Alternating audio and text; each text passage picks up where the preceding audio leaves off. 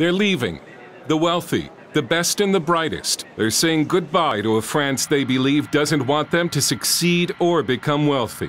According to one poll, half of all young adults in France would leave the country if they could, because the future looks so bleak. It's pretty tough to be successful in a nation where the president says he doesn't like rich people and where the taxes keep going higher and higher. And so the wealthy have hit the exits, and more business people are saying they've had enough. The French have had it. French journalist Anne-Elisabeth Moutet created a sensation in France with her story in the London Telegraph about those who are leaving France. It's the rich, it's the entrepreneurs, and it's the young who say, if I can, I will leave. If I speak a foreign language, I will leave. If I can go and create something somewhere else, I will leave. Moutet drew a lot of fire from the French establishment and media, so much fire that the attacks on her became a story itself. Well, the people who disagree with me think that I'm a traitor. They say, you know, you could say this in France, but you can't say this abroad. France still suffers from a toxic Marxist heritage. The French left hates what it calls Anglo-Saxon capitalism. But France today is trapped by a welfare state that is an addiction that it can no longer afford. A welfare state that is killing jobs and economic opportunity. Paris economist Jacob Arfeitson. The entrepreneurial young people of France, they are heading elsewhere. They're going to London, they're going to Asia, they're going to the United States because they want to actually achieve something which is not immediately taken away by a state that says, you have, therefore I take it. This video produced by the Canadian government shows a French expatriate explaining how easy it is to make a new life in French-speaking Quebec. The most recent statistics available show that 26,000 French families left in 2010 and 35,000 in 2011. London is now called the 6th largest French city.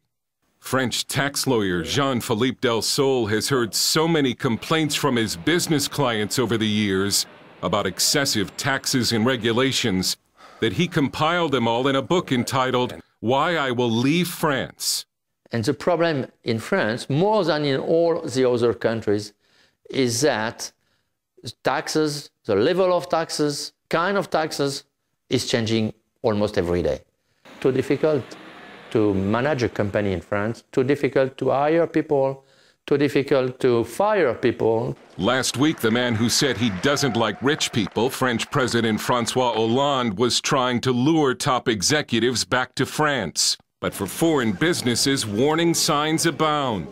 French union workers have a habit of kidnapping their bosses when their demands aren't met. It happened again last month at the Goodyear tire plant in Amiens, which Goodyear wants to close. When France's industrial minister tried to get Goodyear to reconsider, the American CEO in a leaked letter bluntly asked, "How stupid do you think we are? I visited the factory a couple of times. The French workforce gets paid high wages but works only 3 hours. They told me that's the French way." Make no mistake, there are still plenty of talented and hard-working Frenchmen, many of them frustrated with the system. But Moutet says the political establishment and the media would rather stigmatize those who are leaving than face up to France's problems, which are deep.